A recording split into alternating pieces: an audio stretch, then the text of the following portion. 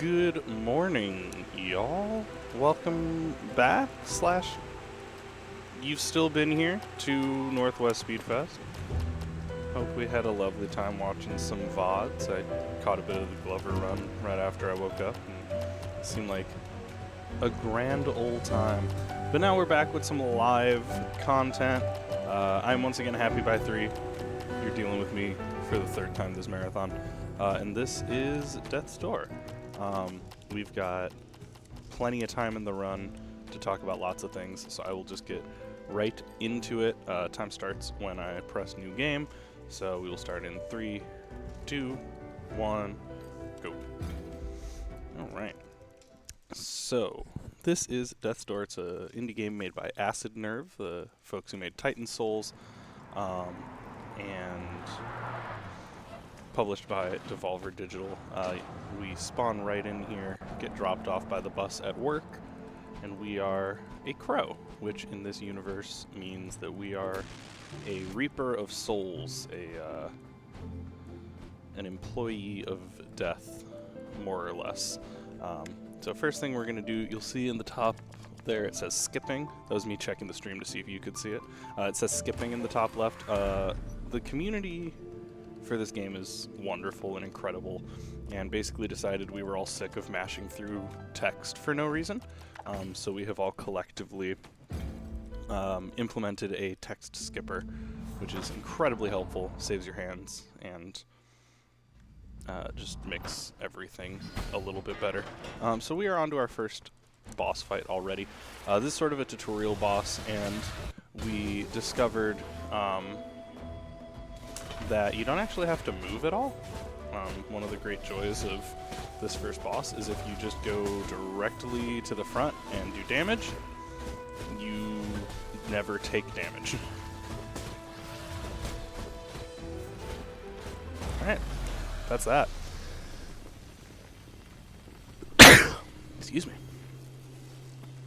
So, you may have noticed I save and quit there. We do a lot of save and quit here. The way this game handles save and quit is you will go to the last door that was triggered, whether that's unlocking the door or actually going through it.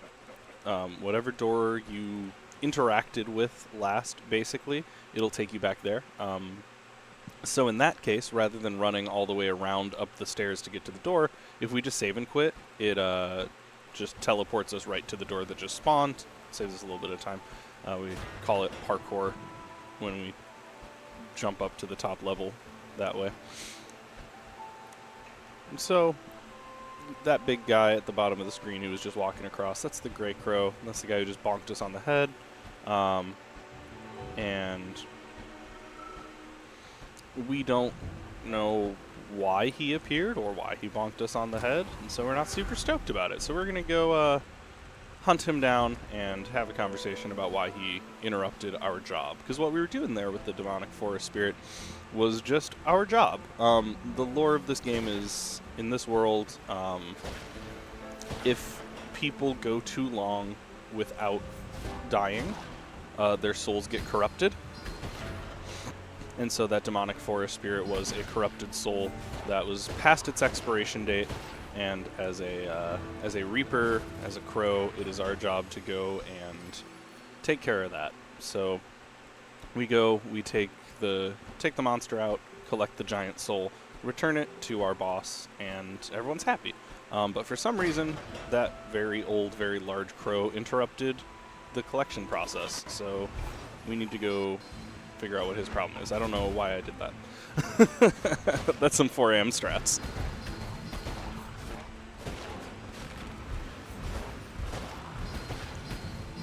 Oof.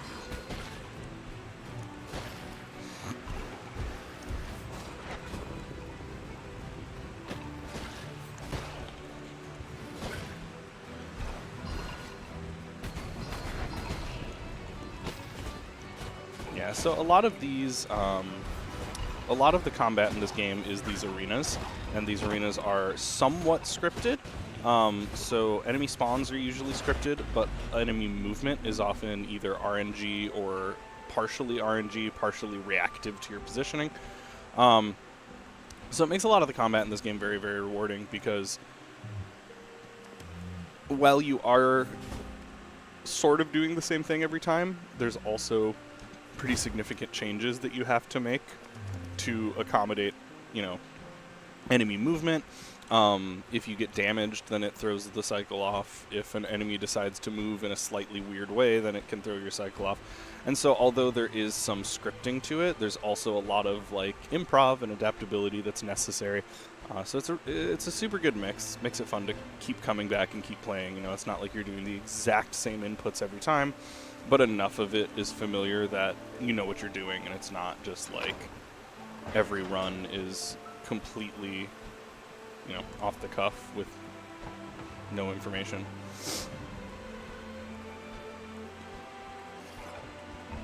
So, as is tradition in Zelda adjacent games, rolling is faster. So, you'll notice I'm rolling pretty much everywhere. And then we're just going to enter a second arena here and interact with a mage for the first time. So mages are the most RNG enemy by a pretty wide margin. Their initial spawns in this arena will be consistent, but after that they can spawn wherever they please. And one of the things with mages is that they will sorry, this is a hard setup. Oh my god, I got that. Yes! That's actually really, really hard to do. That's why I kind of stopped talking. But we got it perfectly. That's exactly what we want to do on that. Because, as I was saying, mages will keep respawning, and their respawns are random. So if you don't get them on that first cycle, then the mages will start to just spawn wherever they please. And that can be behind walls where you're not able to do the deflections you want to do. That can be like behind another enemy, so it interrupts another enemy cycle. Like, mages are just the worst. So anytime we can, we want to get them on their first cycle so that we don't have to deal with it. Now this is our second boss. This is the Guardian of the Door. Guardian is a very, very hard fight when you're learning this game until you get it, and then it's actually very, very fun. So what we're going to do, we're going to, rather than getting pushed away there like the game wants to push us away with that wind, but instead we're gonna go behind the Guardian. Oh, that was just unlucky RNG with that. I should be okay though. Yes, we are fine. We only have 1 health, but we're fine. And so you'll notice I was standing kind of right here. If you stand right in that spot, those spin attacks don't damage you. So we did get damaged by some unlucky RNG on one of the missiles, and I didn't see the pointer coming at me. But we are able to avoid pretty much all of those spin attacks just by standing in a pretty precise spot. But that fight is incredibly difficult when you're learning. I probably had 100 hours in this game before I got my first damageless Guardian, and another 100 before I felt vaguely confident in the fight. And you'll notice I'm picking up these big orbs. These are soul orbs, and the bottom right is a soul counter. That's how we buy upgrades. I still run the sort of standard upgrade route, but upgrades are a hot topic. I'll talk about them more when I do them, but for now we have a lore dump. So we finally find the Grey Crow, and the Grey Crow shows us the titular Death's Door.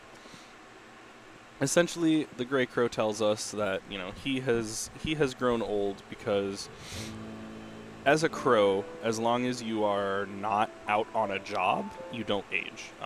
The sort of deal we have with death is that the crows are reapers, and in exchange, the crows are granted eternal youth.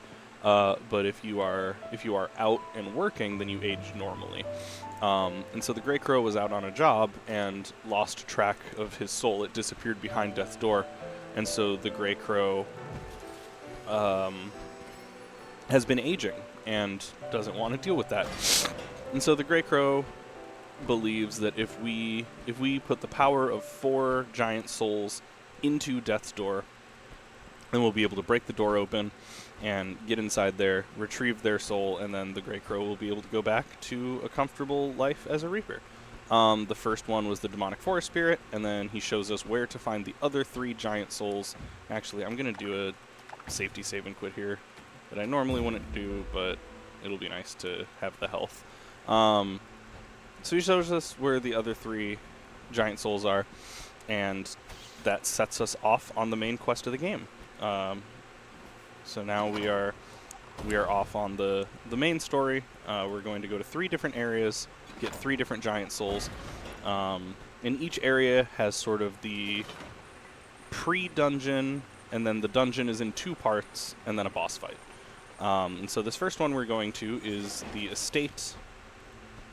And so we're going to enter into sort of the gardens and the entry area to the manor, and then we do the manor itself, and then the basement of the manor, and then we fight the boss in the manor. But for speedrun's sake, we don't do those things in the intended order. So the game sort of intends that you're going to do that order, and you'll do the first boss, and then you'll go do the second boss, and then the third boss. But we do the pre-dungeon and dungeon for all 3 areas first. Then we do the part 2 of each area and the boss fights in reverse order. The reason for that is we're able to get a lot of upgrades, and then I will finish that in a second because we have our like 1 trick in the run. So I'm going to use my keyboard and mouse here to line this up pretty precisely. There we go. Get on top of this and then roll onto this hedge. We are not supposed to be here, but right in the top of your screen there is our buddy Pothead. Pothead's a great character, super fun guy, but he talks a lot. When we first interact with Pothead, there's a super long cutscene of him introducing, that structure I was just talking about and the area that we're in. Sometimes you get an extra slash at the end and it pushes you off, which is very annoying. There we go. He talks a lot, and as much as I love him, listening to his cutscenes is slow. So by skipping him here, we actually skip this cutscene as well as 2 other cutscenes later. So we save a ton of time with Pothead skip there. That's pretty much the only trick in the run as far as a full-on you have to kind of set up the precise way to roll over the intended architecture, because this is no major glitches. But fret not, those of you who love setups like that. We do have other times in the run that we're going to do similar precise setups with our keyboard and mouse. All right. This is a perfect example of how a mage can ruin a usually scripted and straightforward fight sequence.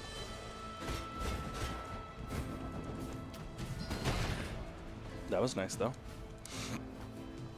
Yeah, so just getting weird spawns from those mages made me have to kind of improvise some other stuff, and then other enemies get not where they're supposed to be, and ooh, that was a really nice spawn from him.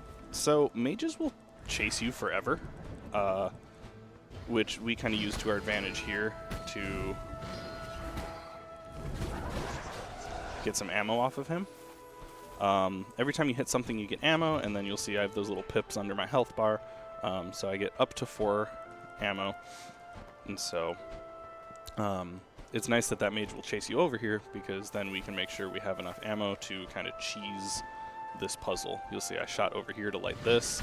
That is not the intended way. The intended way is obviously to do everything in sort of cardinal directions, but it's faster to cut corners, so you'll notice us cutting lots and lots of corners in these fire puzzles, like right there. I skipped this brazier, lit the one over there. That unlocks the door, skips 1 step of the puzzle.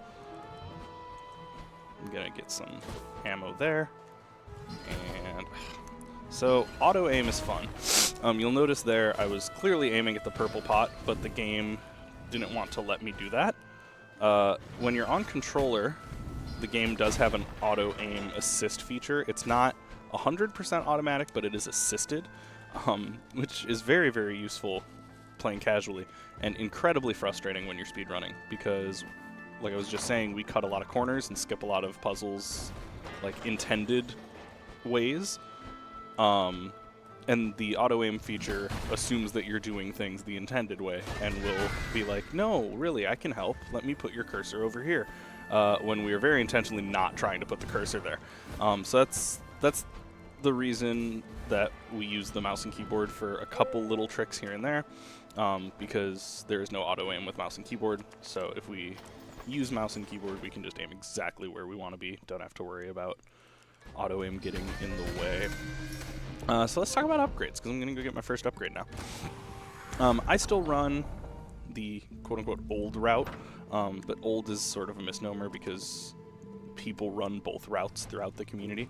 But basically we have high strength and low strength. So the route that I'm doing is the high strength route. So I just grabbed 2 strength there, and what that does for us is as I enter this next area, the grunts get slightly stronger. And by upgrading my strength there, I set it up so that 1 heavy and 2 light slashes will still kill the grunts in this area. So we basically take our upgrades so that grunt fights are consistent, and that saves quite a bit of time in fights. Theoretically, a low strength route is faster. And there are folks in the community who are running low strength. I believe current world record now is low strength. And so that should be a free seed. But since I missed it, it's not worth wasting the time to go back for it. I'll get one later. That usually is the first seed we get because it should be free. Just kind of ate my input when I tried to pick it up there. But seeds are the health mechanic in the game. So you pick up a seed, you plant it in a pot, and you can take the flower that blooms, and that will restore your health. So some of these seeds are just like backups and safeties. But that one we basically roll past anyway, so we usually take that for safety because not terribly long from now, we're going to be in want of one. So this is another setup. I'm going to light that and then use my mouse to aim kind of down this box. And first try? Nope. No, and then I need to go get some ammo. I'm actually just going to go over here and load up so we can try it 3 times. Pretty precise shot, but saves us a ton of time not doing all the puzzles in this room. There we go. Because I can just sort of shoot just around the architecture there and light that. But that is, as far as I know, impossible to do with controller because of auto-aim. So this is a Lickitung. You'll never guess why we called him that. And so now that we are in the area here, I can kind of talk about the substructure of this dungeon. We are going to have 4 fights like this, and after each fight, there's a little crow. We're going to talk to them, and that's us releasing their soul, and then the energy of the released crow soul will go into this door. Once we have filled the 4 slots at the top of the door, that gives it the energy to open up. And then we will go through it and get our prize for this area. And that's sort of the structure of the first area of each. You do the 4 crow souls, unlock the door, get an upgrade, and use that upgrade for part 2 of the dungeon. So that's another reason we kind of do the order we do with like first part of the dungeon for everything first, because then you have all of your upgrades going into the boss fights, going into the second dungeon sections. And when we come back here for the second section of this dungeon, we will have an upgrade we're not supposed to have that helps us save an incredible amount of time. So this is just a safety strat, grabbing a seed I wouldn't usually grab because it's not out of the way, right? I just had to break those boxes. Because depending how this fight decides to go,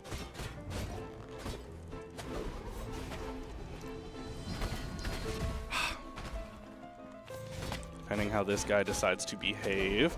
So if you roll, you don't take damage, and with the smaller pots, once you've rolled through their hitbox, they won't damage you again.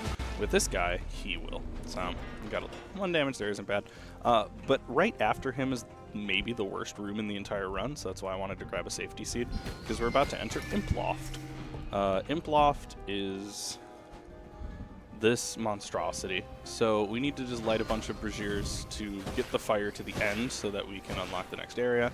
And these imps sort of spawn. They're like one of the only RNG spawns in the game. One just got in the way of me lighting this. They can damage you around corners where you're not able to damage them.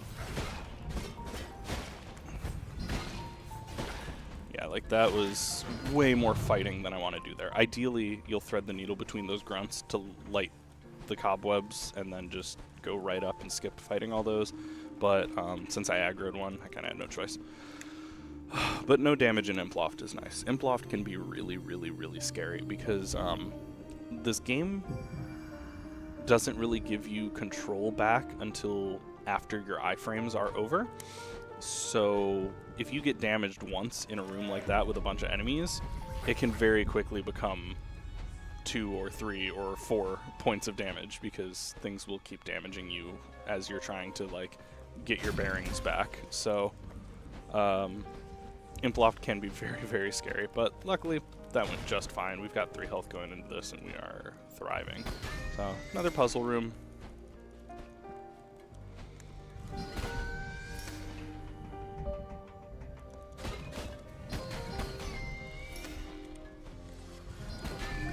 Nice, that went very well. I should play this game at 4:30 a.m. more often. And this is our last like RNG-ish room. It sucks, that was a good spawn. Okay, I still got 2. Where those grunts spawn and how they move is a little bit RNG, so ideally you'll blow them up with those purple pots, but sometimes they decide to misbehave and you kind of just have to see. So now as we're going into our 3rd Crow Soul unlock, you'll notice after Imploft there wasn't a fight because I think the devs realized Imploft was hard enough and we didn't need more after that. Oh, I thought he was dead. That'll happen sometimes. But 1 health is enough because we're going to save and quit after this soul, and I'll get all my health back. So there were ads on that one to kind of up the difficulty as we go through. The first is just a Lickitung to introduce the enemy, and then we get that one with some grunts, and then we will get the 3rd one with some mages, which as you can imagine is the annoying one because mages are the way they are. There's Pothead just kind of hanging, chilling. Luckily, skipping his cutscene doesn't seem to bother him because he still comes and hangs out and helps us through everything else. Oh, I triggered that too early. There is a way to use that purple pot to break this first, like, spirit pot, but it's a little bit precise. Feels very good when you do it. Not a huge deal. No huge time loss. There's an easy setup on the stairs for it, so that is a time loss, though. I shouldn't have been that confident. I was like, I obviously hit this, right? There we go. So you just witnessed one of my least favorite things about this game. Maybe the only complaint I have about the way it's designed. Projectiles keep moving during like little cutscenes like that, and you can't. So since I hit the last spirit orb, I stopped moving while the door unlock cutscene happened, but the projectile kept moving and damaged me. You may notice there I kind of rolled diagonally in between that fire. That is obviously not intended. That's what we call a sketchy roll. There's lots of little sketchy rolls throughout the game. Basically, because it's an isometric platformer, we can abuse the isometrics here and there to save ourselves some time and effort.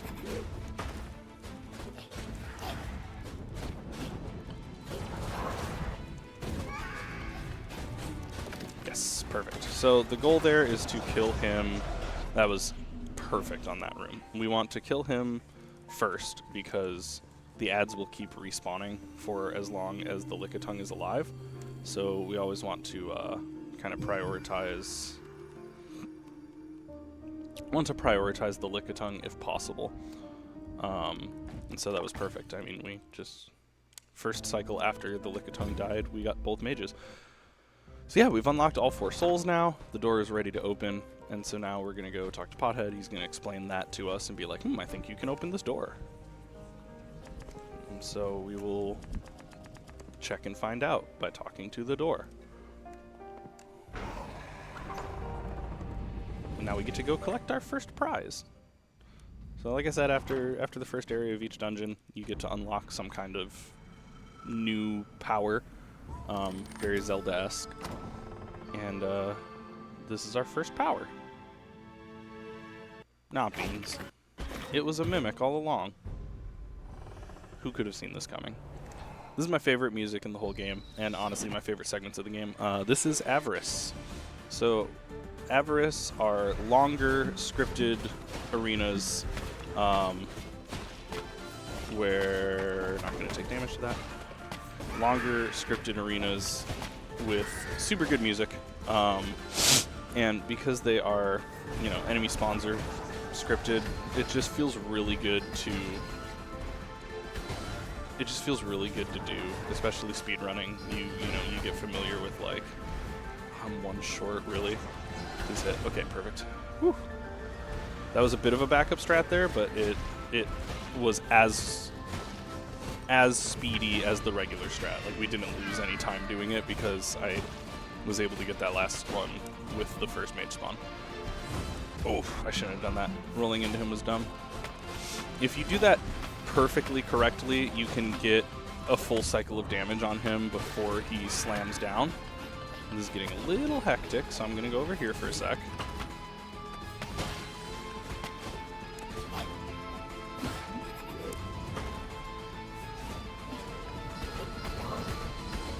That should be it. Yeah, perfect. So that's our first Avarice. So each Avarice has 4 sections. There's 4 braziers that light as you do each section. And now we actually get our prize. I wasn't kidding about the prize. I just may have failed to mention the mimic that happens first. But we do get some cool stuff. And so, again, lots of Zelda influence in this game. And so, obviously, since the thing we used to solve puzzles was fire, we've now unlocked a fireball. So we can solve fire puzzles without having fire, like, given to us. We're going to go a little bit out of our way here to collect some souls. Again, upgrades are important. And so we have very oh, that is the worst thing that can possibly happen. Oh, I didn't even check my pips. Ugh. Alright. Really big time loss there because I only had 1 ammo after Avarice and totally forgot to check if I needed 1 more.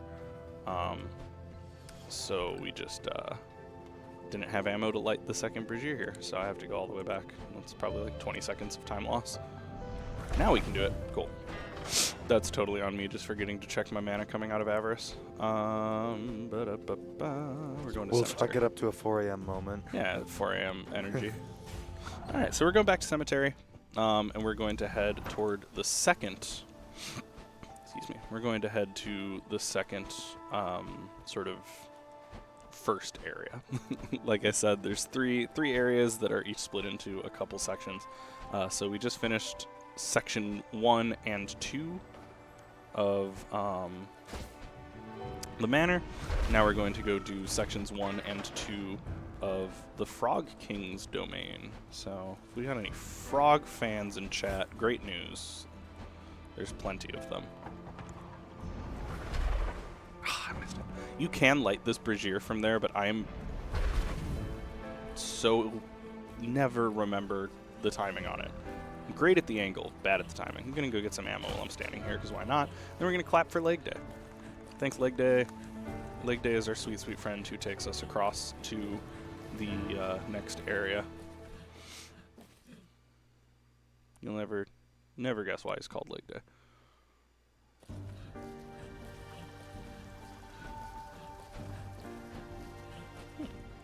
So now we are in the next area. Very, very nice green, swampy aesthetic. We're just kind of gonna roll through this first section. Fairly straightforward, not a lot of like new mechanics, but in a second it is going to introduce to us the next kind of upgrade mechanic, which is bombs. So we have our fireball already, and now the game is going to give us, eventually we will have an Avarice fight and a bomb mechanic. But first, they're going to do it this way, where we have bomb plants to kind of introduce the idea of blowing things up. Didn't really need to do that, but... Ooh, that was a good one. It feels so good when you get like 5 or 6 enemies with one bomb. Oh, those both felt so good. That's what I love so much about this game, and I think what keeps drawing me back to it is like, there is so much in this game that genuinely feels satisfying to do. Like, it just feels good to get those like multiple enemy kills with one bomb. And a lot of the puzzles, you know, obviously when you're speedrunning, they're not really puzzles anymore because you know the solution and you're just doing them, but they still feel good to solve. Like, the movement in this game is really smooth, and just the speedrun's really, really fun. And it's a very low barrier to entry, but a very high skill cap. It's crazy easy to get involved, especially with, oh yes, I got mom skip first try. That's mom skip. We will still talk to mom, don't worry. We're not skipping mom completely. But you're supposed to go and kind of get your quest from mom up there, and it takes a long time. So instead of going through all that dialogue, we just, again, abuse the isometric structure of the game to roll over there, skip all the dialogue, and if we come back to mom with the quest item, she doesn't care that she didn't send us on the quest. We have the item, that's good enough for her. What was I on about? But yeah, this game, like, very easy to get into with speedrunning because the community is incredible and there's so many resources, and if you join the Discord and are like, hey, I want to learn a category, like, 15 people will respond within an hour asking how they can help. Just genuinely very, very good humans. But the skill cap is incredibly high. And I mean, we are still finding new strats. We're still debating, you know, what the fastest possible route is.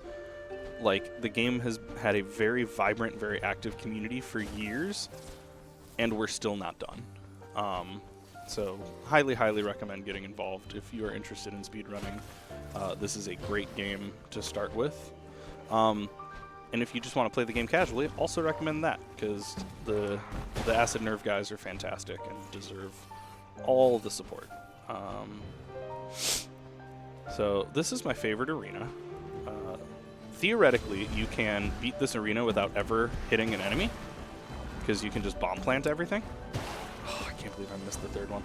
I'm going to try to do that even though it's a little slower. Like, it would have been faster to kill that guy outright, but God, it's so much more fun to do this. Nope. Broke my own rules. Yeah, mage spawns are going to make it hard to do the fun way, so I'll get all of the grunts. I won't attack a grunt, but I don't have it in me to deal with mage spawns right now. 3? Nice! Oh, that feels so good.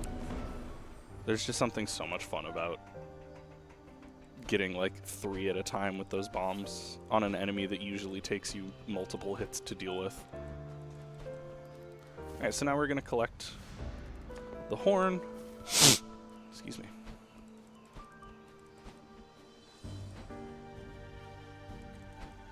And go over here to get the soul, and then bring the horn back to mom. So anybody hanging out in chat, get your saxophone emotes ready, because mom is going to play something for us.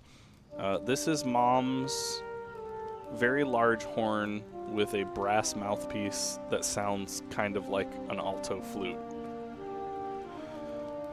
Sure. It's funny because the composer of this game is also a developer. So, like, the person who made it definitely understands how instruments work and was just like, who cares? It's cool, it's fun, it sounds nice, it doesn't have to be accurate, and I respect that. So, playing the horn there has unlocked this kind of next area.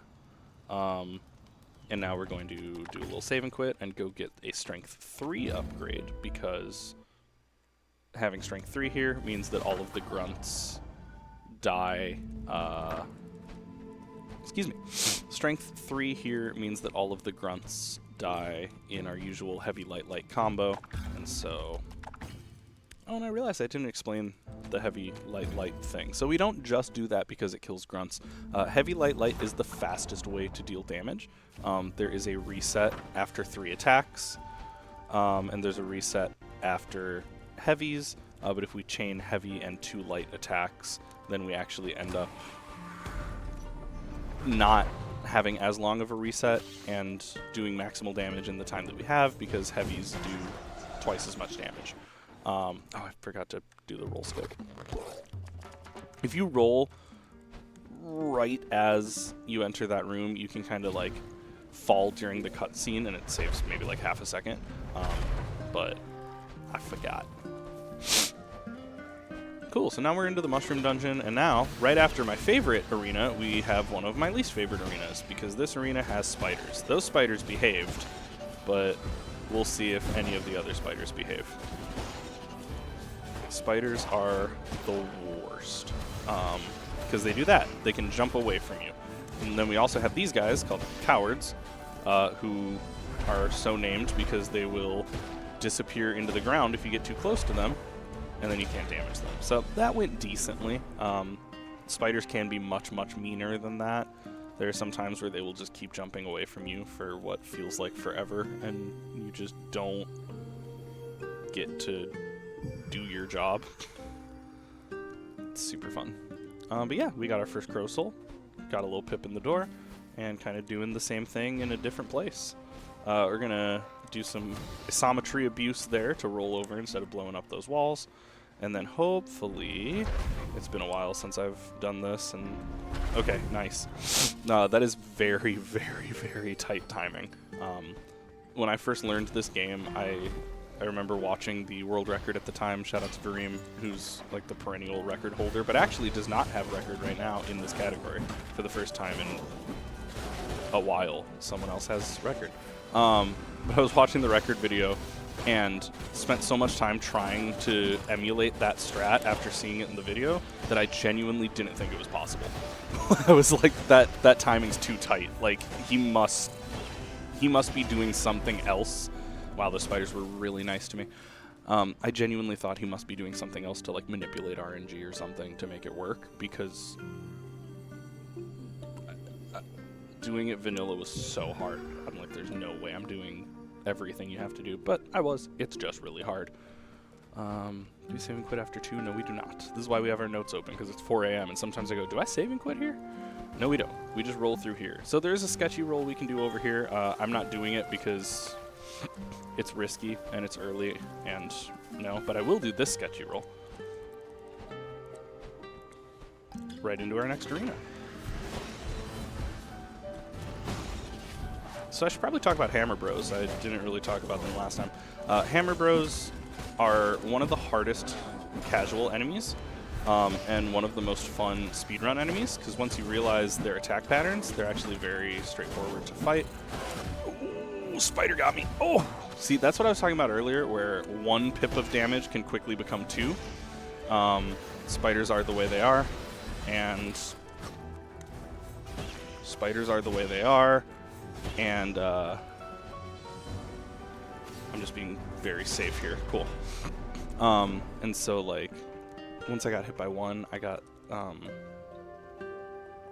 kind of stunned for a second, and then the second one damaged me while I was still unable to move. So taking 1 damage can quickly become 2 damage. But luckily, I do have 1 spare seed in my inventory, so I'm going to heal up super quick before I go to the next area, because next is Water Arena, which is notoriously difficult. So, going to heal, roll over here. In fact, the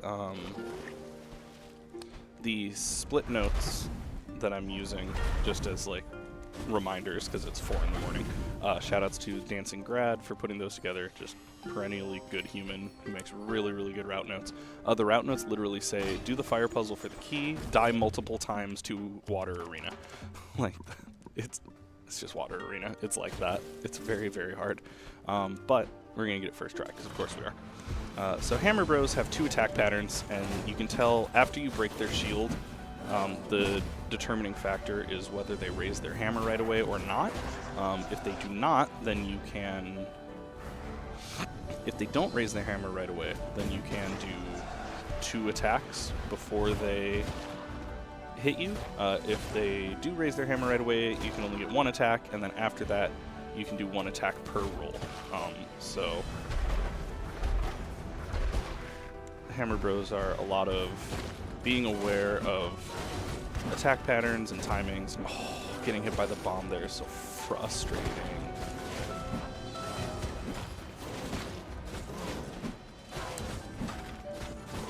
Nice. So the reason we want that attack pattern where we can get 2 damage, I'm being very safe here. Okay, cool. See, water arena's hard.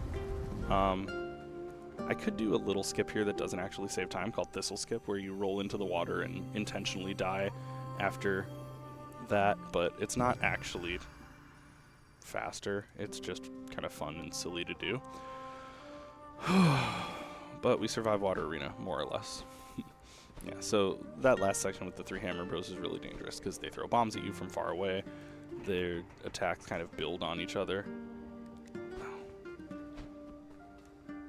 What? Exit water arena through top right gate. What are you talking about? Oh, this is different than the route I usually do. Sorry, I was trusting my route notes, and this is not what I usually do.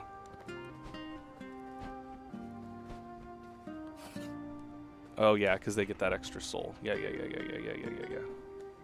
That's all good.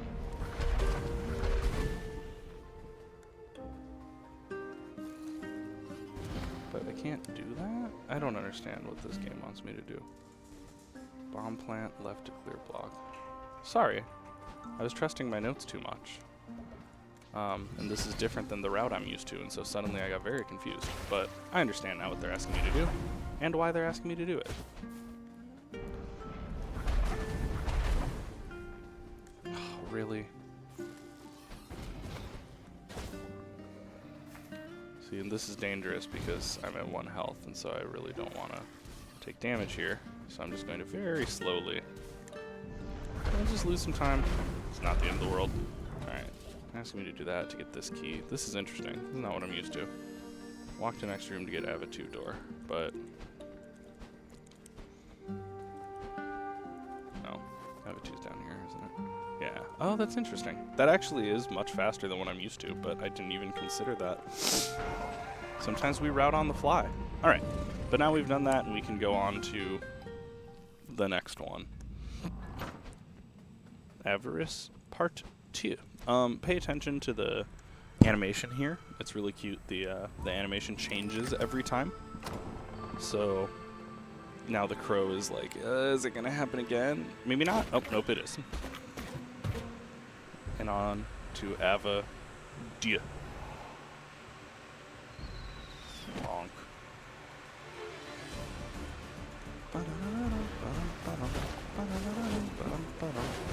Oh, so the reason we want to get that 2 attacks cycle, where you can do 2 before his first hit, is because if you do that, you can kill him with a combo of 2, 2, 3, which is faster than doing 2 4 times. Basically, it saves you a cycle, but it's completely RNG which attack pattern the Hammer Bro goes for.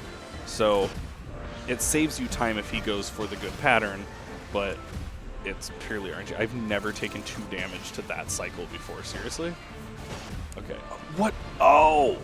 So I'm glad that happened because you get to see one of the most ridiculous mechanics, but I'm mad it happened because now I'm on 1 health and dealing with mages, and I missed first spawns, so now it's all RNG. So I'm going to hopefully not die, because now I'm doing everything. This is all improv now, because I didn't get the mages on the very first cycle because I was distracted by the damage I took. Okay, what happened there was I was standing next to this brazier when it lit, and there's a hitbox for like 3 frames when they light. So I took damage from just being next to the thing when I finished the cycle. It'd be like that. You know, sometimes you just have to shrug, and that's Death's Door being Death's Door. You know, it is a Souls-like game. It takes some, it definitely takes some ideas and some mechanics from Soulsborne games. So not totally shocking that it is a difficult game and a frustrating game at times. I have never had that happen. I don't know that I've ever been blocked by the geometry there, but alright. I'm going to go back here and get my pips back, because I had to use the extras over there to bomb through that wall unexpectedly. Excuse me. Because now we want to do this to go get one more soul. And I should have 1k, thank goodness we do, which is enough to go get our Strength 4 upgrade before we head up to the Stranded Sailor. So Stranded Sailor is sort of an interim area before our third area. Just a little bit of a lore drop there and some cool stuff to see. It's not technically a dungeon area, but it is a cool little lore drop. And in 100% there's lots of stuff we get to collect there. And to get to the Stranded Sailor, we have to go up here, past our Headless Grunt friend. All the Headless Grunts have names. I do not remember their names. But the Headless Grunts are great because they don't attack you. They can't see, so they can't be angry, I guess is the logic there. Just grab that seed as a backup, and now we're going to make our way toward the next dungeon area. If I stand up here and launch that across, I can light this brazier from here. Saves us a little bit of time.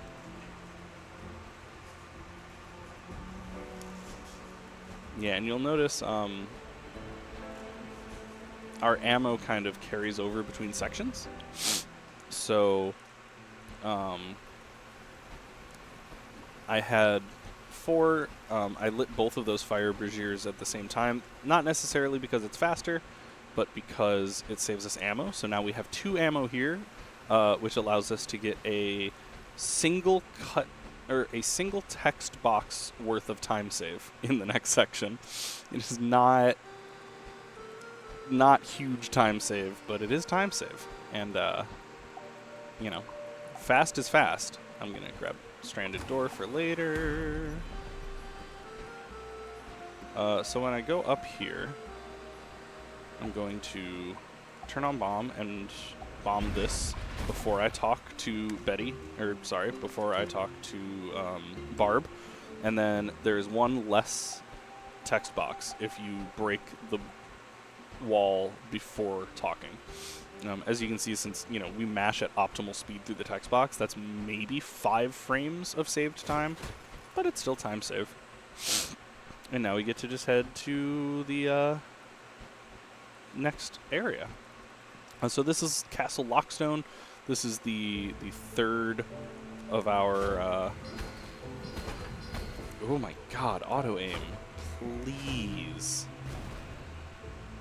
Oh, I forgot I had to pull the lever too. Oops. Can grab this real quick. Now we're gonna start doing some Castle Lockstone puzzles. So this is our third sort of pre-area. Again, we're gonna do some stuff here, which is going to unlock a upgrade for us.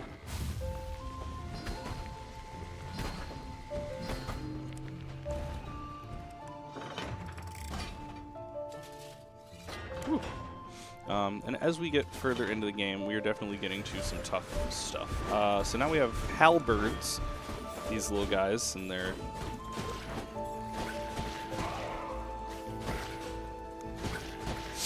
attack pattern is consistent, but not necessarily easy to deal with. Oh, and now that we have Strength 4, it doesn't matter which of the options we get of the attack patterns from the Hammer Bros. We will always be able to kill a Hammer Bro in 3 cycles now with Strength 4, which is nice. We also kill these arrow guys in 2 instead of 3 hits, which is very, very nice.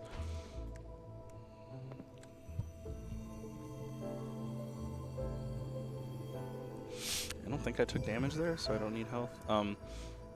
It's slightly slower to save and quit here, but only by like half a second. So if you are heavily damaged, you can save and quit and spawn right back there, but slightly faster if you don't have to.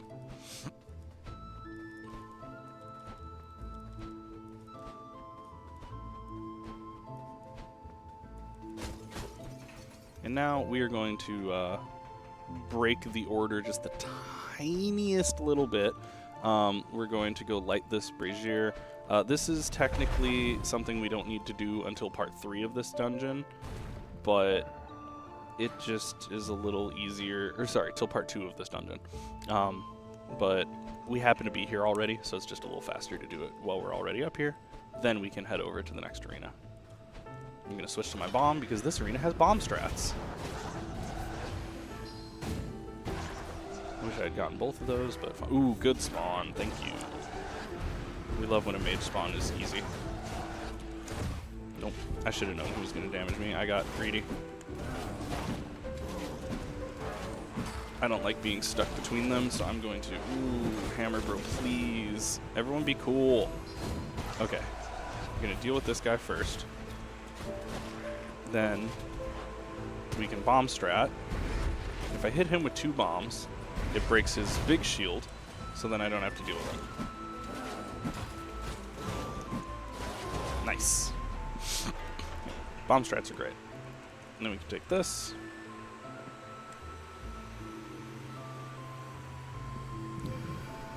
Do I have a seed? I want to have a safety, but I think I already have one on me. Oh, I have 2. Nice. Yeah, I don't need to take the safe one here then. So we're going to exit out of here, not get the seed. Then I'm going to make sure... Okay. I'm just 4 a.m. brain. I'm like, am I supposed to be going this way? Castle Lockstone is the place when you first start learning this game, and when it's 4:30 a.m., that you are most likely to... the spot that you are most likely to get lost, just because you repeat sections a lot and everything's pretty tightly packed, and there are options for the order you can do it in. So it's the area that's easiest to kind of get tripped up and confused. So the fun thing about this area is that you can't roll through the lasers. It's annoying. If I stand right here... Okay, I'm just going to do it the slow way because he's being the worst. These walls are a suggestion. So, not the standard walls are a suggestion speedrunning way, but just 2 projectiles. So we can always shoot through walls. That was really risky, but whatever, it worked. Oh, I took damage to that brazier lighting. Oh my god, I can't believe that happened again. I've died to that before. I've actually had a PB pace run die to that brazier damaging me on lighting. It doesn't always do it, so it's just sort of hoping it doesn't, and sometimes it does.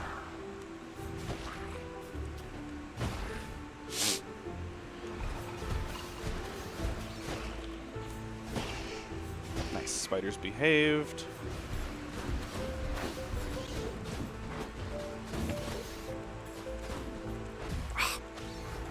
Little early on that one. What damaged me there? I have no idea which of them hurt me. But that's Death's Door, baby. I love this game, I swear.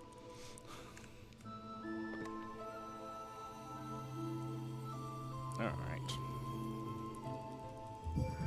Luckily, as long as I don't die there, we do have a save and quit in a second, so I'll get my health back before the next arena, so no big deal.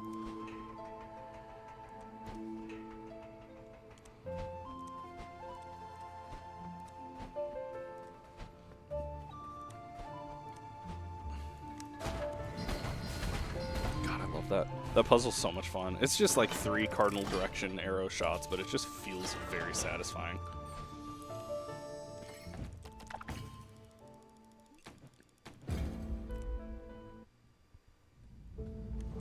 Right, so now we're gonna go do the fourth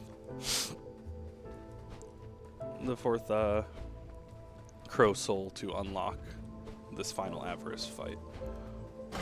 Avarice 3 is really fun. I really, really enjoy Avarice 3. There is a 4th Avarice, but it's only for true ending or 100%. Oh, I love when they both damage each other. Thanks, guys. That was very helpful of you.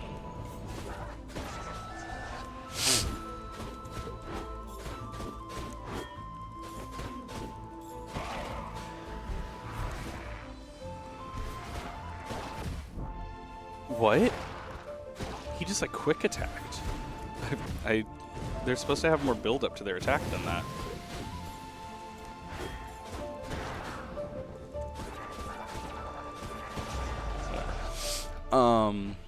There's an Avarice 4 and it's super fun, but it's only true ending in Hundo. So oh no, guess you have to play the game to see how much fun it is. Alright. But Avarice 3 is probably my favorite of the 3 in this run. Not because it's easy, it's, you know, the difficulty ramps up in this game in a very, like, reasonable way, meaning that Avarice 3 is harder than Avarice 1 and 2, but it's just fun to do.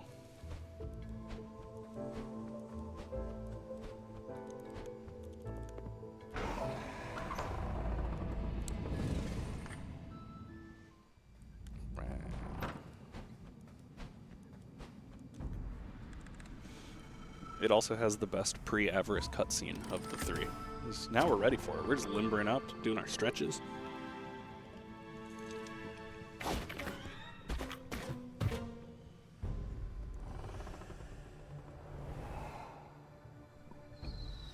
Bonk.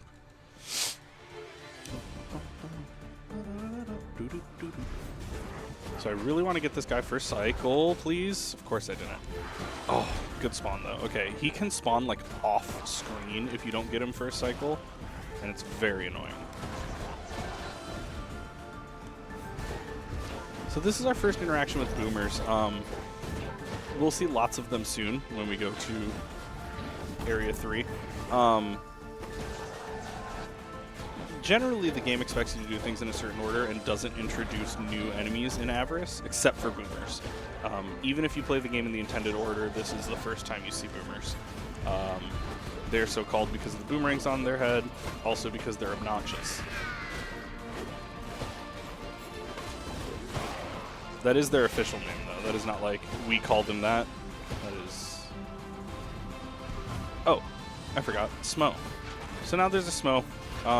The good news about Smo is, while he can be extremely annoying casually, if you just stand on his left butt cheek and heavy light, he'll never damage you.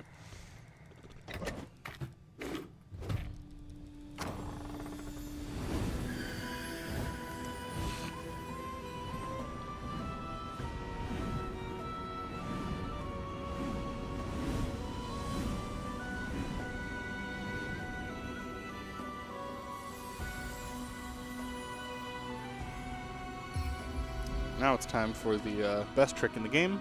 Call this yeet %, because you yeet yourself. Usually we do a bit about like, oh no, my controller's broken, but I don't want to do that with the producer across the desk from me, who's going to be like, oh god, no, we can fix that. What do we have to... I don't want to make somebody freak out and try and fix something. So yeah, we do that on purpose, because it takes us back here and we can just go right on in there, which is super easy. Yay, death warps. It took us, as a community, I would say an embarrassingly long time to realize we can just death warp there. Like, we played this game a long time before we were just like, wait a second. So now we have a hook shot. Extremely satisfying game to use. Wouldn't be a Zelda, you know. It would not be an homage to Zelda without a good old hook shot. So now, the problem with the hook shot is exactly what you saw there. Auto aim wanted me to go to the anchor, which is where you're supposed to shoot to, but I wanted to just go straight to the button to go faster, and so auto aim does not like the way that we use the hook shot.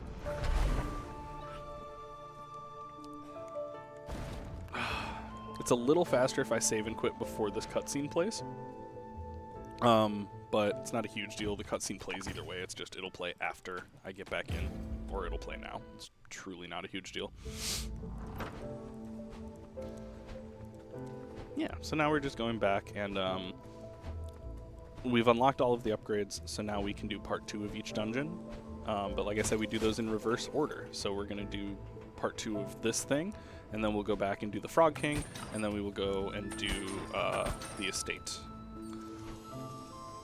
Just abusing the isometry a little bit there to get across that gap. And now we can go up here.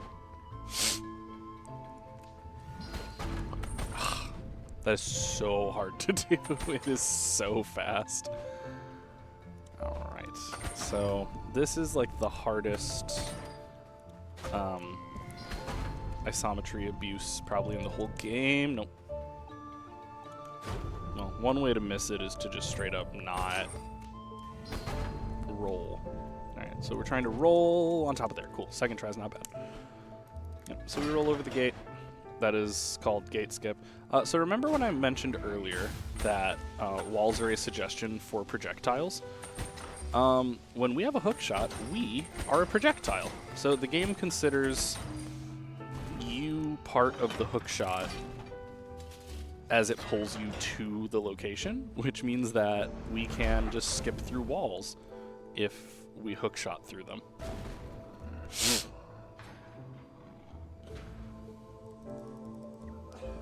And as I've mentioned a few times, this game definitely has some homages to Zelda. This is one of the more obvious ones, that in this temple we have to light four braziers that then turns on an elevator to take us to the next area.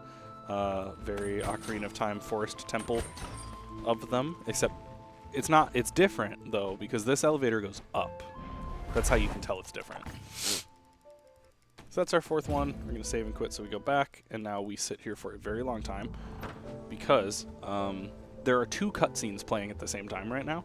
And so instead of watching the cutscenes, we just see this static screen while the cutscenes play in the background.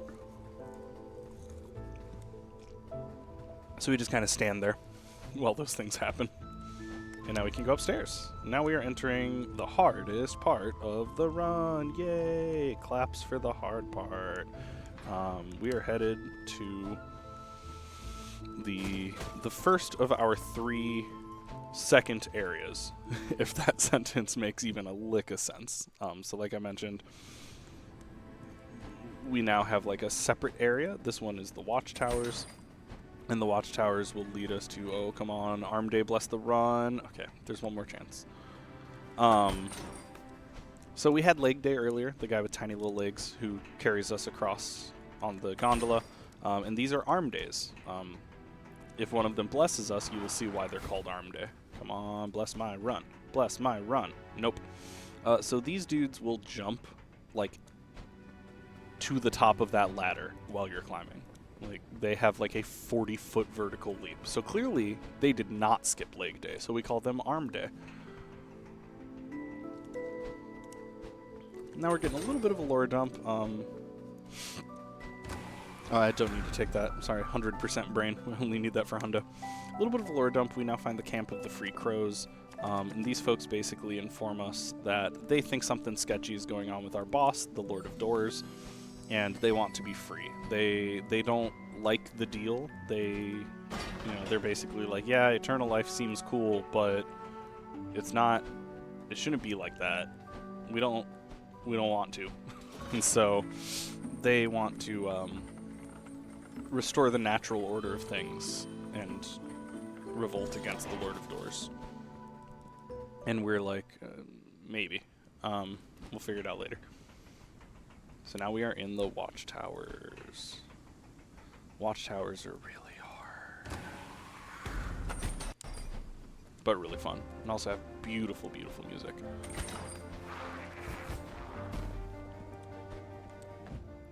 One moment. Was I supposed to? No. Okay. I was triple checking that I'm not supposed to upgrade there. I am not. We are good. I did not skip an upgrade. Why did I not roll there? Why did I not? Can we please? Happy? Please? Stop dying to stupid stuff. Alright. Luckily I have a seed, so I'm just gonna go take a safety heal, because that's not the hard part. Like, this area is hard, but that ain't the hard part. Oh, come on. It was right on the tip of his hitbox. It's fine. Everything's fine.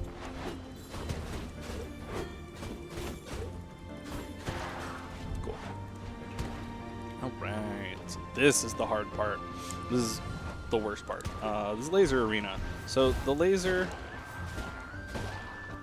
here has a really good habit of hitting you twice. And as I mentioned earlier, you cannot roll through lasers. So what I'm going to try to do is use the laser to kill this guy. Nice. Nice. Okay. I wish I had more than 2 health, but honestly could be so much worse. Could be so much worse. So we're going to survive, knock on wood, these boomers. And then I'm just going to do a safety strat to get some health back, and it's going to be fine.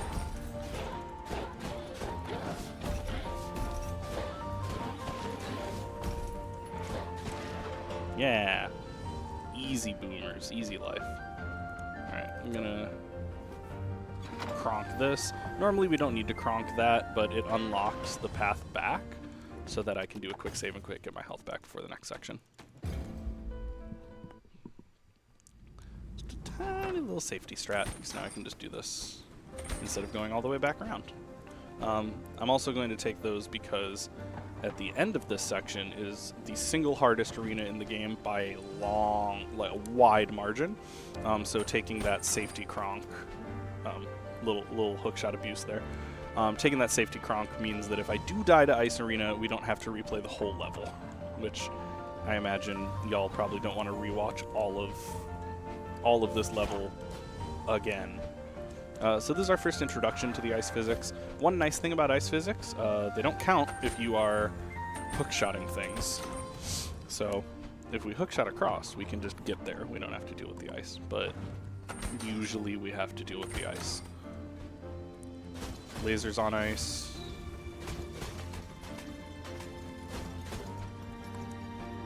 So like here, we're gonna hookshot to this guy.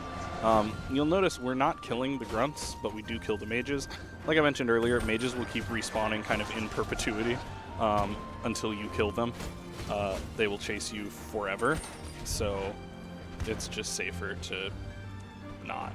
Safety strat grabbing this, just to have it for later.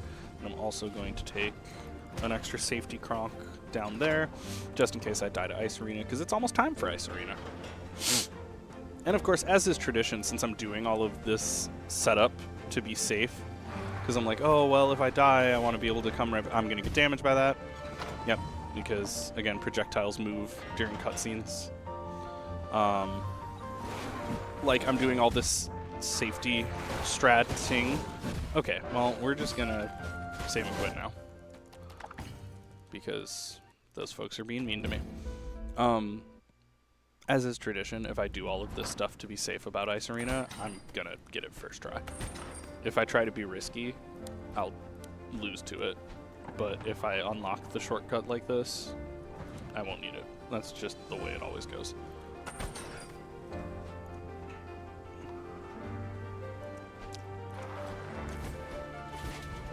Alright, onwards to Ice Arena. 'Tis time. So, this is Ice Arena.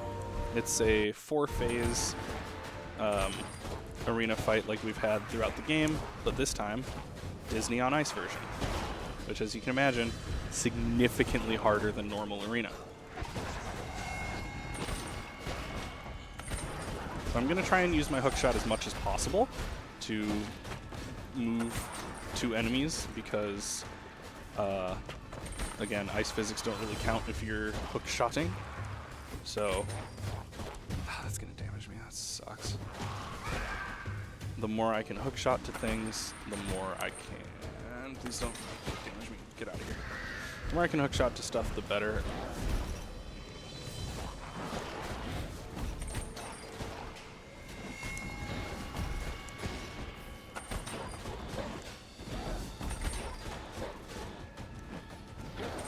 Ooh, I got him on this nice cycle. I like when he goes back and forth like that. It's easy. And now we're going to get some Hammer Bros.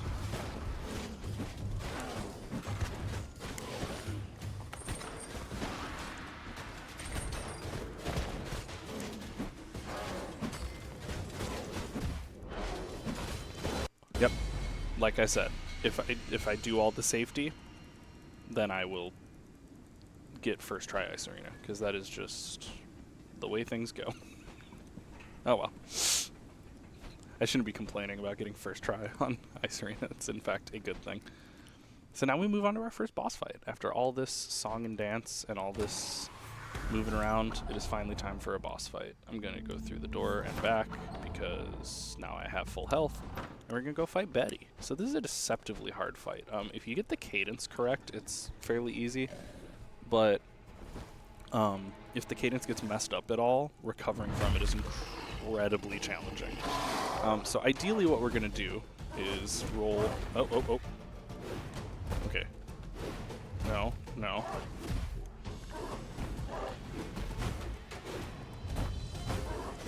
No, I don't got it. Yeah, no. We're gonna save and quit and try this again because I just completely messed it up. So the ideal is that we roll slash when Betty is slamming the ground and then charge on the third one.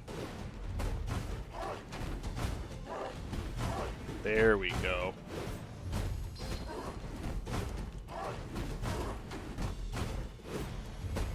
That keeps us in the damage, and then we can just cycle through. There we go. So now we've done a lot of damage going into the roll phase. If you position and time it perfectly, you can actually skip this phase altogether.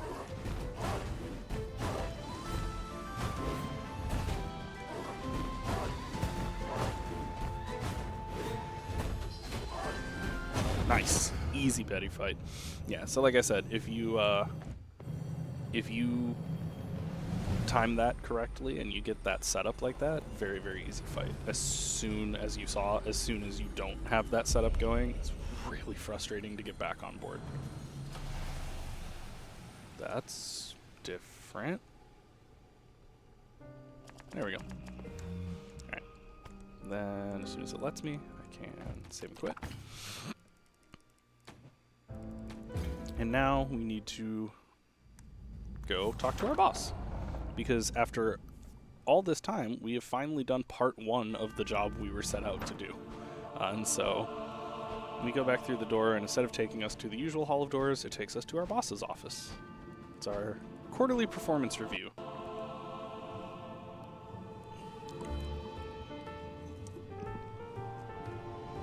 With the world's best lord.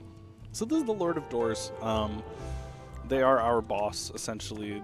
The Lord of Doors does all of the guidance for who we should go out and deal with and where the giant souls are and who needs to be, brought to the afterlife.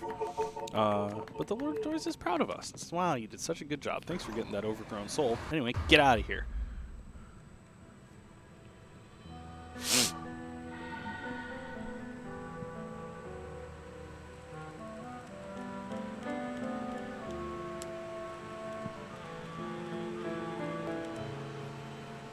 And that plops us back here, which is nice because the next place we want to be is over here. So, very helpful.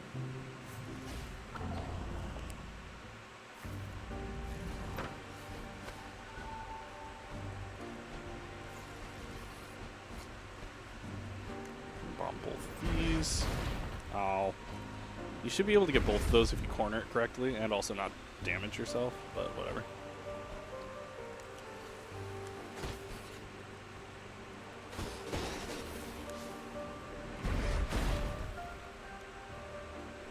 Grab this, and there we go. So now we're moving on to our second pre-boss area, the Flooded Fortress. So there are two parts of the Flooded Fortress. Part one is basically free.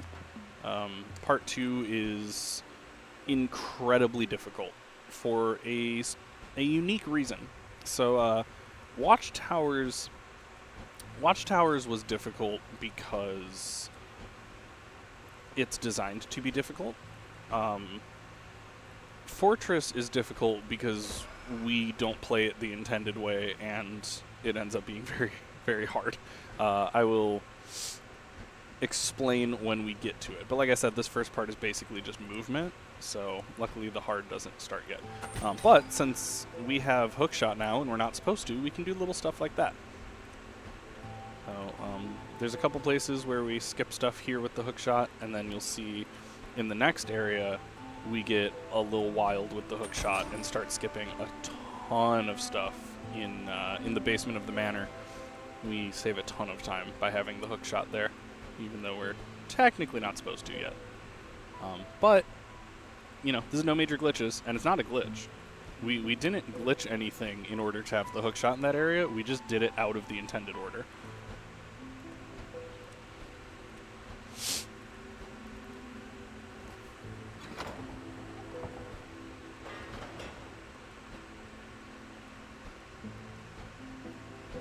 That roll is not as sketchy as it looks. I'm going to go get a safety seed here.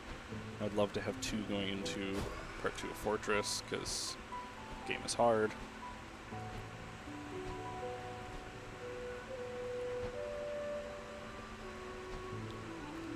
I'm going to try this. Oh, that was so close. The second roll went off, but it didn't work. Okay, we'll just do it the slow way. You can roll around the geometry there, but it's really precise. And you may not know this, but crows are not water birds.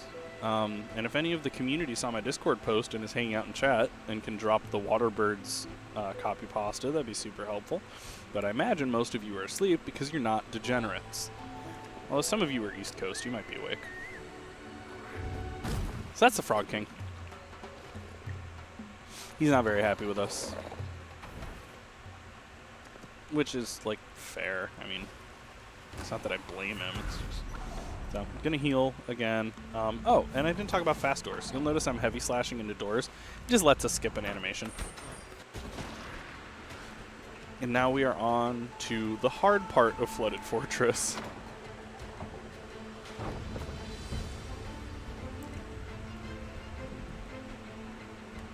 We're going to deal with these guys.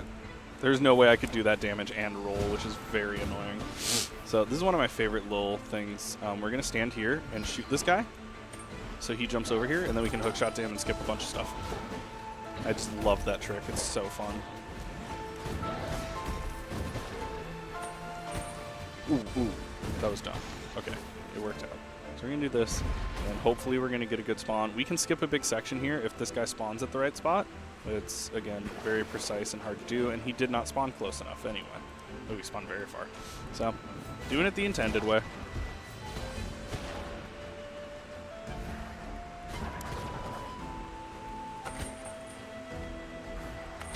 So, I'm doing this a little bit safer than normal. What we theoretically could do here, if I wanted to get rowdy, is just not fight any of these enemies. I probably should have gotten a heal there, honestly. And they'll just keep chasing us. So, like I said, mages will basically chase you forever. Other enemies will chase you as far as they can. And so what we end up dealing with... I'm actually going to bomb strat you. What? Roll was too early. I'm going back to heal. It's the safe strat. It's smart. So the reason going fast in Fortress is difficult is because optimally, and I'm not doing it optimally because I'm trying to be marathon safe, optimally you just ignore all of these enemies and just run on through. The problem with that is if you ignore all of the enemies, there's nothing stopping them from chasing you. And so you end up... I could have hookshot that. That was kind of a waste of time. There's nothing stopping them from just continually chasing you. So you end up... Come on. Nice. Had to use the mouse for that because auto-aim will not allow that to happen. And so if you do this optimally, you will end up with just like a conga line of like a couple dozen enemies chasing you into this arena. The mages will continue to spawn in the arena. Everything else will stand outside and watch. But it gets very scary when you're trying to like do that little, you know, shoot the arrow around the geometry there. And you have a bunch of stuff trying to kill you. It's very, very scary and hard.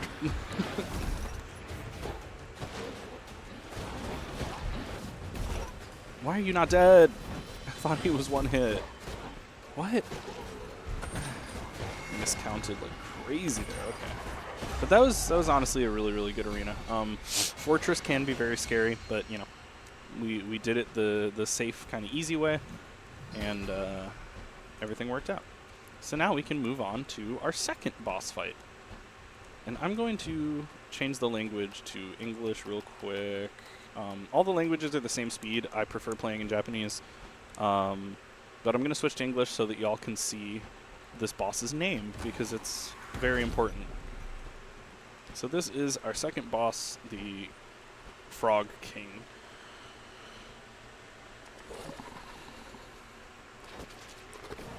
The King of the Swamp, the Guardian of the Flooded Fortress. Lord of his domain, ruler of all these surveys, champion of the people, keeper of the five oaths, faith of his name, second of his other name, who's without middle, initial, or mercy, destroyer of those who question rightful ruler, look at him askance, eater of the vanquished. I don't have the rest memorized, but he got a real long name. Alright, so we're going to do one of these, and then we're going to do a setup for hopefully... Oh, I got it, but I also got damaged. Okay, it's something. What? I've never seen that happen like that. Oh my god, the graphics are all messed up. Oh god, the game's having a bad time. Why did I get damaged there? What? I rolled the same way I always roll. Okay, so we might die. We might have to do this fight twice, because he's being a goofy boy. He's just in a silly, goofy mood. But we're going to Dodongo this man.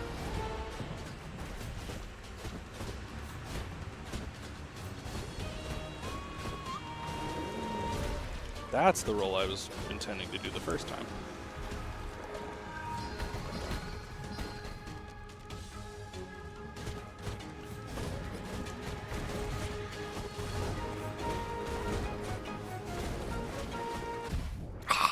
What damaged me there?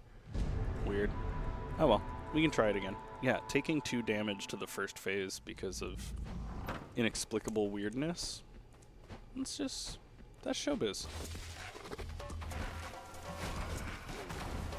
Oh, that's frustrating. Okay, there's that. Now let's try this again. Second one? Oh, you can get both of them there if you do it perfectly, but I did not. Oh, and he damaged me. Why am I so bad? I have not practiced Frog King in a bit, admittedly, so this was probably to be expected, but oh well. I thought I almost got the quick kill on that last phase, but no dice. So now we can damage him with these. Then we're going to get a chop, chop, chop, chop, chop, chop. Then Dodongo.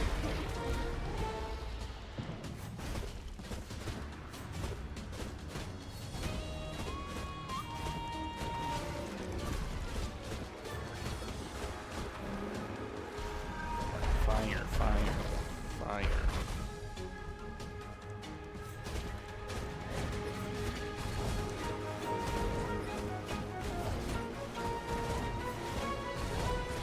Yeah, see, that didn't damage me, which is sort of what I expected to happen. Got back.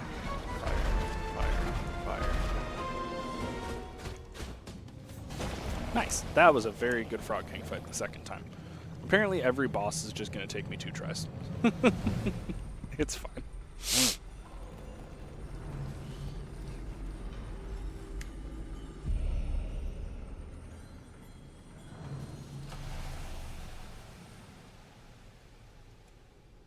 Now we have another eulogy for the lost soul. I'm going to change my language back because it's very jarring to be in the wrong language. And then we're gonna save and quit. Gonna go grab another round of upgrades. You may have noticed there it took a while in the main menu to get started. Sometimes the main menu just eats inputs for a couple seconds. Just a quirk of the game. It's not a huge deal. I've never had it happen at a time that was super, like, bad for my run. So, headed to Manor Door now.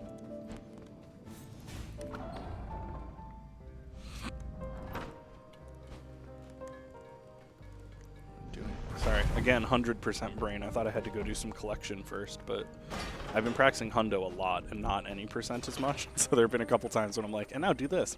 No, that's Hundo. Love Hundo. just not what I'm doing here.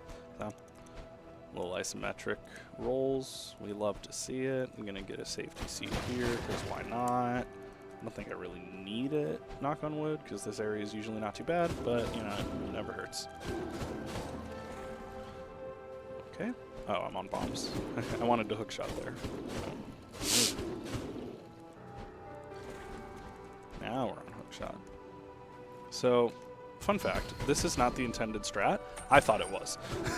You're supposed to go around and get on there from the back, but the first time I played it, I did it like that, and then when I started speedrunning, everyone was like, oh, swag strats. I'm like, that's swag? I thought that was intended puzzle solving. But no, that's just... I'm dumb and didn't go check if there's a platform at the back.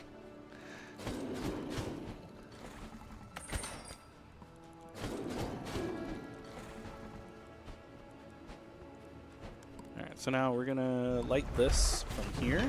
And now 2 cutscenes are going to play simultaneously. The cutscene of that door opening and the cutscene of Grandma chastising us. And that saves us a little time because we do them at the same time instead of one then the other, obviously. And now we enter the furnace rooms. It's a really, really fun section. Just very cool design in this section. So as we light these, it's going to make these pistons start going. That unlocks kind of the next area. And the pistons move in time with the music, which is a fun little touch. Again, one of the 2 designers at Acid Nerve, it's a 2-man indie team, and the composer is also one of the devs. So this is definitely where that becomes the most obvious. Oh, I didn't get the corner there. What is happening? What is happening? Light, for the love of God. All right.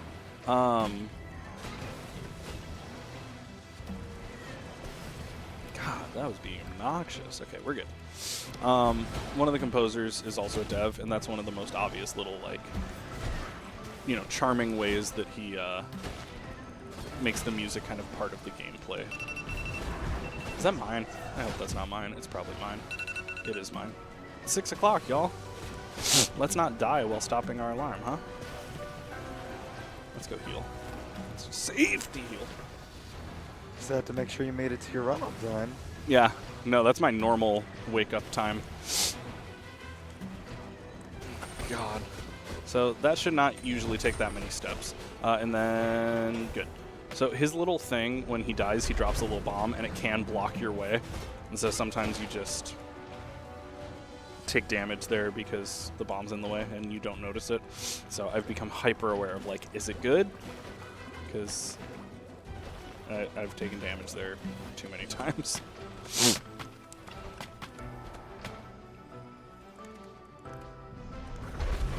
Alright. I gotta go this way first. Like that.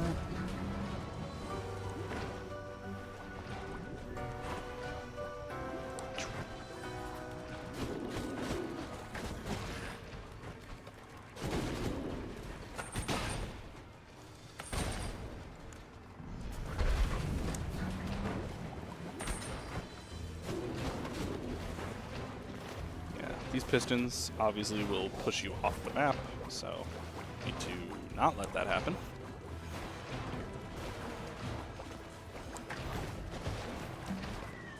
And then this next room, no, we have a little time. Sorry, one more room, and then I'll rant about cornering.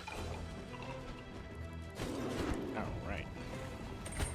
This room we get to do some fun stuff with hook shots. Again, not supposed to have the hook shot here.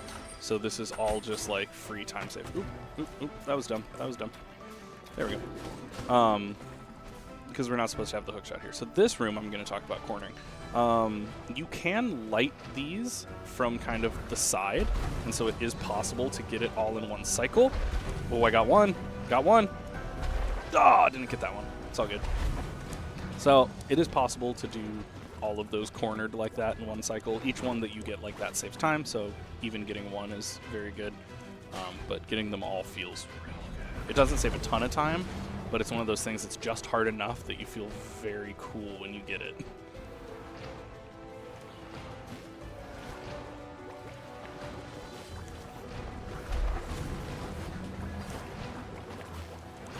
Gotta remember to get some ammo before I go up here.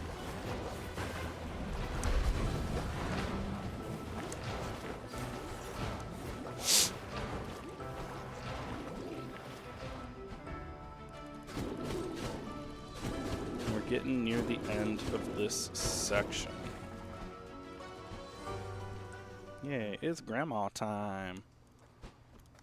I'm gonna open that just in case we die. I can't imagine we will, knock on wood, because grandma's like the easiest boss.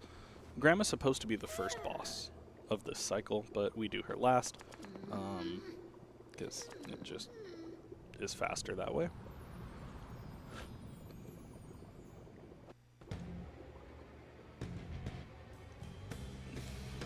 Alright. It's grandma time.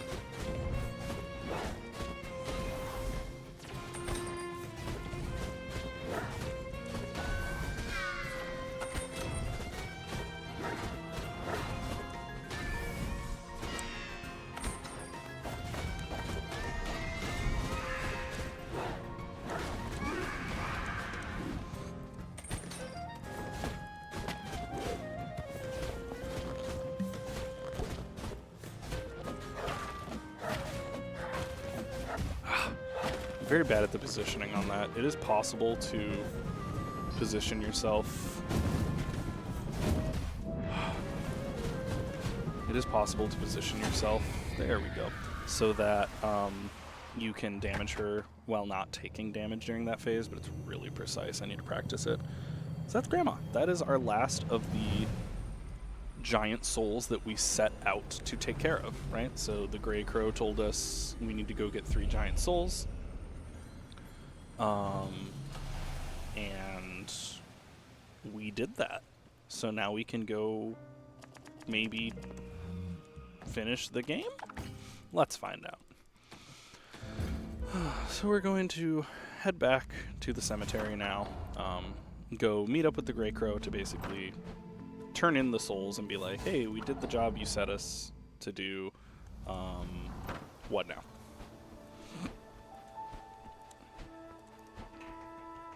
So we go through where the first arena happened, up here, and then instead of going up to our friend Stedhone, we're going to go around and back up to Grey Crow.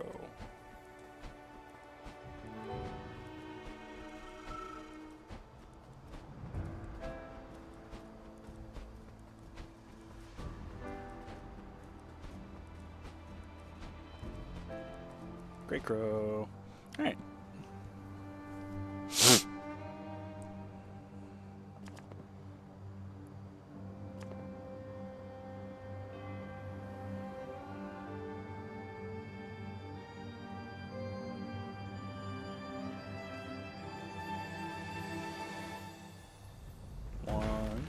A 2, a 3. Did it work? Yeah, the door opened. So our plan worked. We launched the 3 giant souls at Death's Door, and Death's Door opened up for us. So now we can enter Death's domain. This is the part where the text skipper is incredibly helpful, because this is a big lore dump with a lot of mashing, because we meet Death. Sweet little fanny pack guy.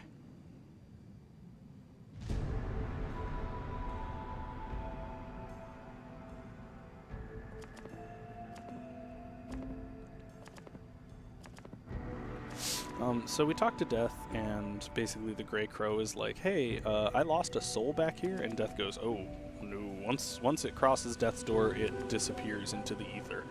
And we're like, what does that mean? And so Death sort of explains to us why he's trapped back here.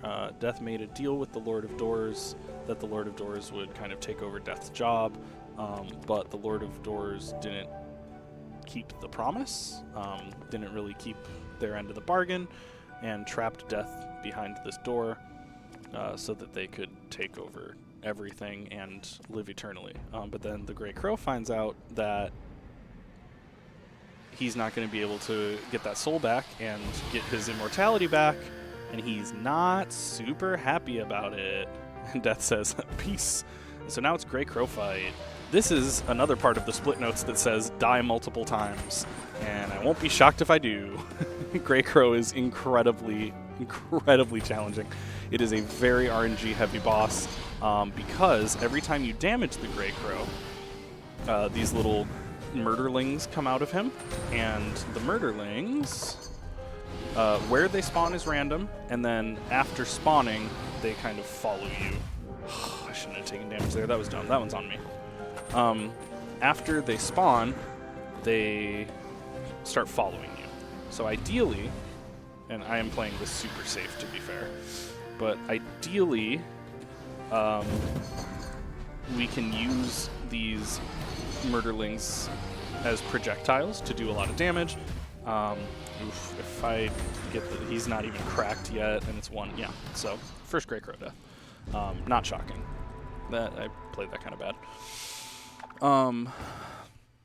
So I didn't explain this earlier, but projectiles do double damage.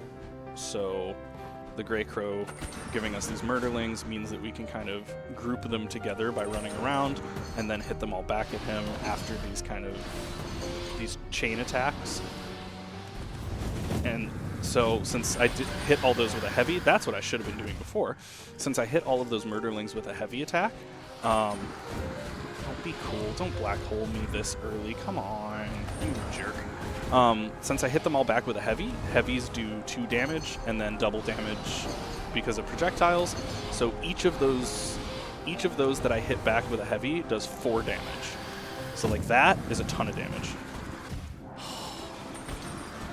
He's so close. He's so close. I gotta be safe. He's way too close. There's also these little guys which slow me down, and there's the black hole, so there's a lot happening. Yes, there we go. Okay, second try. Oh, and I can save and quit right after we kill him. Okay, that's the most stressful fight in the game, and now that it's done, I'm very happy. So now we talk to Death again, and Death is like, man, it's good to not be locked behind that door anymore. Anyway, I can't really do much unless you take care of your boss. So could you maybe take care of your boss for me? So we have to go do that. So we're going to go through here, and this is kind of the last trick of the game. After this dialogue, there's a very precise roll I can do to talk to the upgrades guy. Got it? So now I can upgrade while this cutscene plays, which is really useful. Then we can parkour again, and now we're headed to Last Lord time. But before we can fight the Last Lord, we have to have a chat with him. So basically, now that we know from Death that the Last Lord has not been holding up their end of the deal and has been lying to us, we band together with the camp of free crows and confront the Last Lord to be like, hey dude, this is pretty uncool of you to, like, you know, take all of us hostage as employees so that you can have eternal life. And the Last Lord's like, bummer you feel that way. Anyway, so now we have to fight our boss. So if you have a boss or a manager you don't like too much, this game can be very healing. That's a nice little safe spot. You can't do any damage during that phase. You just kind of stand there and watch those bull things go by. So you can stand there and none of them hit you. And now we are onto the gauntlet. So a nice pre-final boss gauntlet where we're going to go through lots of platforming. We're going to go through like mini boss fights where the Last Lord, or the Lord of Doors, acts like the bosses we fought previously. Just, you know, cool late game ARPG vibes. Doing damage here does nothing, but I also, like, it doesn't lose time. So here, 1, 2, 3, 1, 2, 3, 1, 2, 3, 4, 2, 3, 5, 2, 3, and then we're gonna roll over here and hopefully get quick door. Yes.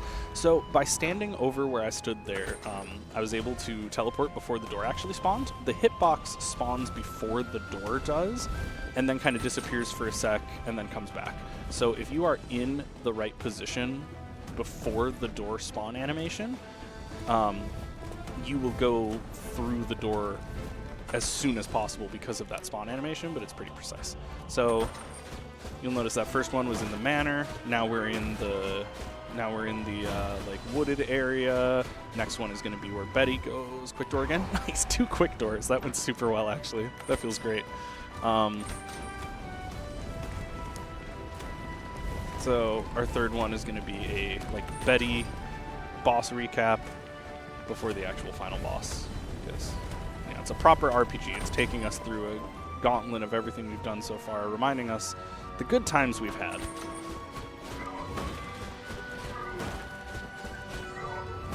Okay, be cool, be cool, be cool. No, I missed one. Okay. Yes! Oh my god, I always missed that quick door. Getting all 3 quick doors is so hype, actually.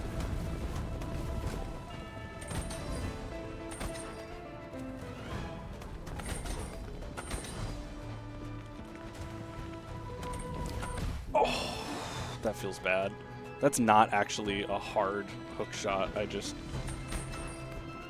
missed it. There's no excuse. Alright, but luckily we get all our health back before the last fight, and so now we're in the arena for the final fight. We'll see how many tries it takes, but I mean, so far I've only taken 2 tries on any boss, so can't be that bad, right? Knock on wood. But yeah, we are entering final boss territory, so you'll see everything sort of ransacked and destroyed now, and we find the Lord of Doors at the Soul Vault, which has been emptied by the Free Crows.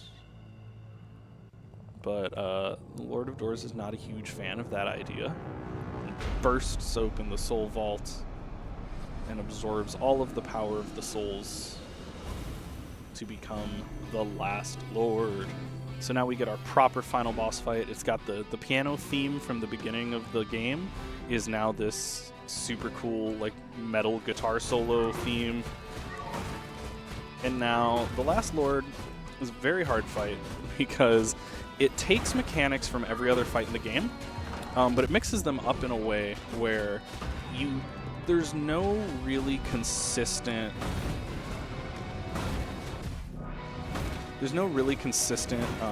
reliable way to be like, oh, like with Betty. Oh, I screwed that up. That's on me. If I die here, that's completely my fault.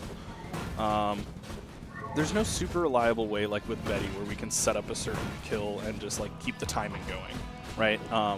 And different Lord of Doors attacks, normally I could do damage there with like a cheeky roll, but I'm going to be safe about it since we only have 1 health. That hit me? I thought I was well out of range for that. Okay, we'll do it one more time. The thing with Lord of Doors is they have a lot of attacks, and they don't always, they don't have as obvious, like pre-attack animations as some of the other bosses. So a lot of times you have to just sort of be reactive rather than proactive like you do with a lot of other arenas and bosses. So it takes a lot of like game knowledge and awareness, and it's tough.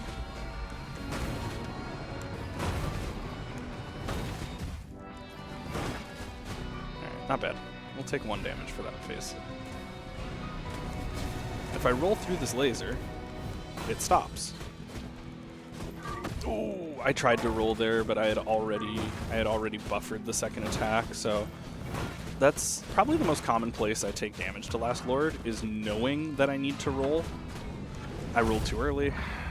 Now I'm in danger.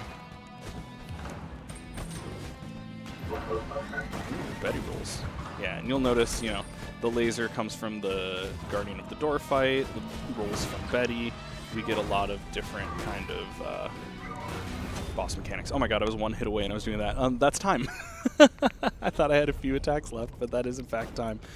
So we have now defeated the Last Lord, and they shut down. And their soul, which is also over-ripened and